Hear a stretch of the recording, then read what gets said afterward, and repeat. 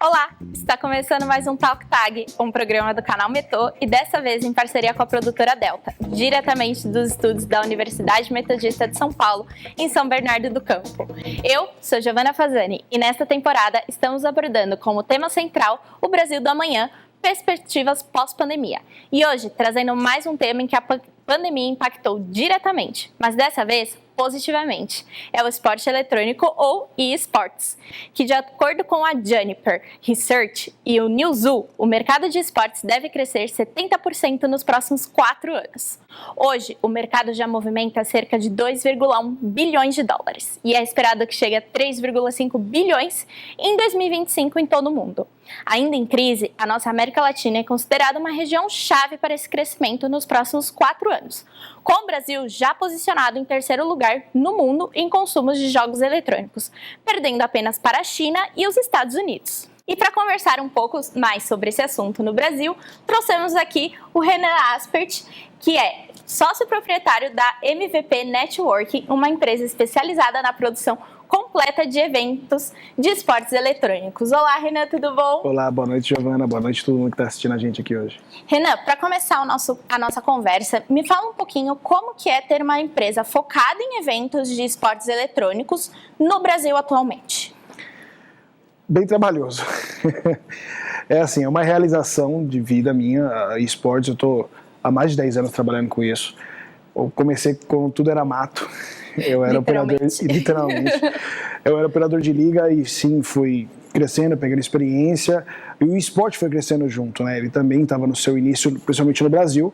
Existem outros países que já era bem difundido, até passando em canais de TV aberta, como na Coreia. E no Brasil isso estava começando e hoje está esse monstro que você acabou de dizer no início. Então eu estou muito realizado a isso e que hoje é uma realidade que pouquíssimo tempo atrás não era possível ter uma empresa focada e especializada em esportes. Com certeza. E como que foram os impactos da pandemia no cenário, né, do esportes e também na sua empresa? Olha, no começo, quando iniciou o lockdown principalmente, né, foi um desespero para todo mundo que trabalha com produção de evento, que uma empresa é focada nisso, produção de evento de esportes. A gente faz desde de competições, a transmissão e gravações. Então foi bastante desesperador, porque a primeira coisa que é cortada em um momento de pandemia são eventos presenciais. E a gente fazia bastante, né? A gente fazia bastante até o início. Entregamos o último evento uma semana antes da pandemia. No Brasil tinha um caso só confirmado, era o primeiro caso confirmado, quando a gente fez o evento, e na semana seguinte tudo foi fechado. Então, foi desesperador de fato, mas quando você trabalha com produção de evento de esportes, não é só presencial, pelo contrário, até chegar em um evento presencial, existe uma fases online muito extensas. Então, onde você tem as transmissões, onde você tem as competições. Então, na realidade, a pandemia, para a parte do esporte, ele cresceu muito, principalmente, por exemplo, você consegue ver isso em empresas não endêmicas entrando no cenário. O que são essas empresas? Tem empresas endêmicas que são empresas que fornecem produtos, um exemplo, tá? Que fornecem produtos para a sua gameplay, para você jogar, para você competir, que são empresas de periféricos, mouse, teclado, fone, computadores, e empresas não endêmicas, que não fazem necessariamente parte do ecossistema do esporte. Por exemplo, uma empresa de café, uma empresa de aço, são, por exemplo, empresas que a gente já trabalhou, empresas totalmente não endêmicas que estão investindo dentro do esporte. Então, além disso, além das empresas que estão investindo, também o público aumentou muito, porque muita gente que nunca nem gostava, não sentava, não jogava, gostava de outro tipo de entretenimento, que acabou sendo cessado pela pandemia, né? E presencialmente, em qualquer lugar, principalmente na parte do lockdown, ele não poderia nem sair de casa praticamente. Então, a parte do entretenimento dessas pessoas foi o eSport.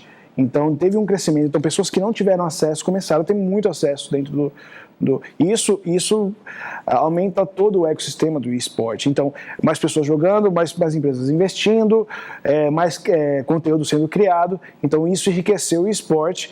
Claro que preferimos que não tivesse, já estava no crescimento muito bom, não preferimos que não tivesse isso, mas claro que não só o eSport, mas games no modo geral, teve um aumento significativo. Com certeza. E para continuar o nosso papo, eu tenho o Felipe no nosso link. Ele é estudante de rádio e TV da UMESP e gostaria também de fazer algumas perguntas para você, Renan. Então, olá, Felipe, seja muito bem-vindo e fique à vontade. Boa noite, Giovana. Boa noite, Renan.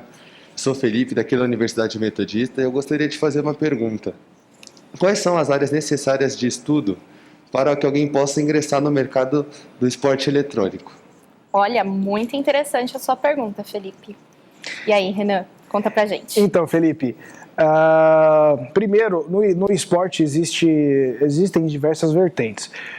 Tem uma produtora de esportes, como a MVP Network, mas também tem organizações de esporte, times, equipes, né? Que até equipes convencionais de futebol, eles têm entrado, né, nesse universo, como Corinthians, Flamengo, Santos. Então, hoje abrange muitas áreas, né? A empresa de esportes, ela é uma empresa como um todo. Então, você precisa de áreas como financeiro, jurídico, mas no caso da MVP, que eu acho que eu tenho mais propriedade para falar, sim, a parte de rádio e TV, estudantes de rádio e TV, é o que a gente mais, porque a gente produz, nós temos um estúdio, então o esporte tem suas particularidades na transmissão, que são bem diferentes de transmissão de TV, transmissão convencional. Mas, no geral, a gente precisa da pessoa que sabe mexer na luz, que sabe mexer no som, que sabe mexer, precisa de um operador de corte, precisa de um diretor. Então, falando mais da parte da MVP, sim, são pessoas que têm contato com transmissão, têm contato com... também tem a parte de competição, que isso não entra um estudo muito específico, numa faculdade, no colégio, que é mais experiência, né, de competição, mas dentro do esporte, principalmente na produtora de games, claro, a parte de rádio, TV e produção audiovisual. Também é muito forte a parte de design, produção e edição de vídeo, então a gente tem muito dessa área artística dentro do esporte. E o público do esporte é exigente, então tudo tem que ser feito, tem que ser muito bem feito. Com certeza. E você tem mais alguma pergunta, Felipe? Não, acho que já foi bem esclarecedora a resposta dele. Muito obrigado, Renan. Obrigado, Giovana. Boa noite. Bom, a gente que agradece a sua participação e agora vamos para um breve intervalo e voltamos no próximo bloco.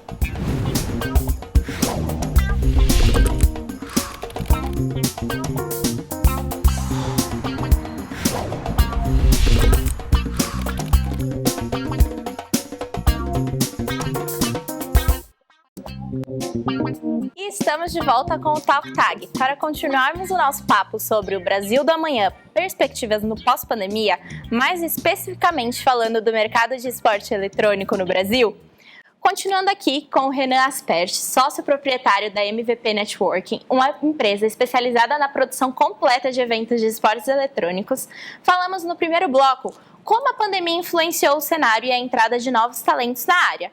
Mas eu gostaria de saber agora sobre o surgimento de novas profissões no mercado. Então, assim, como que é o desenvolvimento dessas novas profissões, né? E também nesse pós-pandemia, você acha que cresceu, diminuiu? Como está o cenário atualmente?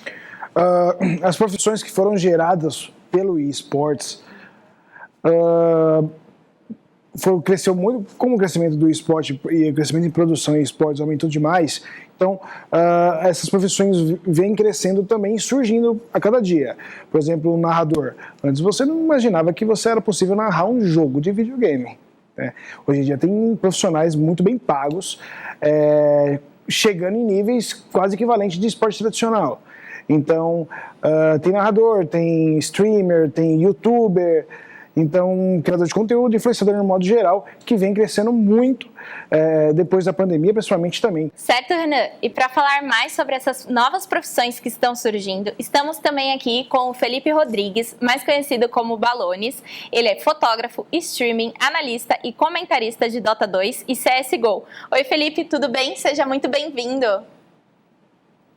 Muito boa noite, obrigado, né? Obrigado a todo mundo e obrigado quem assiste aí. Bom, Felipe, você como streaming e comentarista, pode falar pra gente um pouco mais de como está o mercado na sua visão? O mercado de esportes eu acho que cresceu muito, se eu não me engano, existe uma média, né, que tiraram de janeiro de 2020 até maio de 2021, em porcentagem, de acordo com, por exemplo, o Twitch Tracker, que é uma das plataformas que a galera usa para poder assistir esse tipo de conteúdo, os números aumentaram em 228%.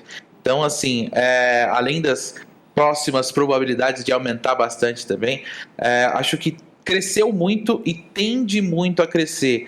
Eu acho que alguns, por exemplo, patrocinadores estão vendo que vale a pena, para algumas coisas específicas, procurar esse tipo de mercado, procurar esse tipo de mídia para poder fazer a sua divulgação de um produto específico, inclusive, né, direcionado para o público gamer em si. Muito bem. E Renan, retomando como base isso que o Balones falou, o que você acha disso tudo? Concordo plenamente com o Balones. No começo, as empresas investiam em diversos outros, além do esporte, claro, mas não era tanto no esporte. Empresas investiam em shows, em esporte tradicional, e muitas empresas que não conheciam o esporte acabaram entrando no esporte devido à pandemia e ter cessado esses eventos. Então, fez como base de divulgação das suas marcas em esporte eletrônico. E agora que a gente está voltando aos pouquinhos, voltando da pandemia, eles não pensam em retirar e retomar. Claro, vão voltar com as outras ações, mas sim continuando no esporte, uma coisa que eles não sabiam, às vezes talvez um pouco por medo, como tinham medo de ir para o home office, agora muitas empresas não voltam mais ao home office, então agora eles estão começando, eles entenderam que faz sentido, que tem um impacto, às vezes muito maior do que qualquer outro cenário que eles investiam antes.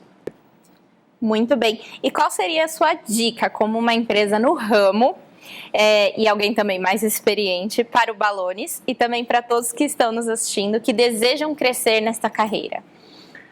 Estude. Muita gente tem um pensamento, o joguinho, eu sei que é clichê falar isso, o joguinho é um joguinho. Não, é trabalho duro, é trabalho sério. E eu que estou na parte de transmissão também, posso falar que as particularidades de transmissão de esporte é bem diferente, é bem pegado, é bem pesado, mas muito gratificante. Eu não vejo nenhuma pessoa que entrou no esporte, começou a trabalhar com o esporte, independente da área, que começou e saiu.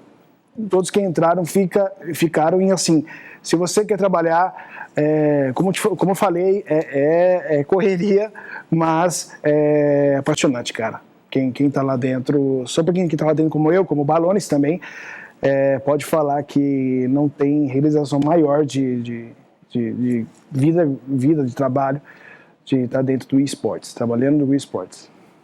E aí, Balones, as dicas foram boas? Sem dúvida. A gente tem sempre que procurar conhecimento, estudo. Existem várias áreas dentro do esporte e cada uma dessas áreas requer um pouco de conhecimento de alguma coisa. A galera que quer fazer stream precisa saber entender o entretenimento em si.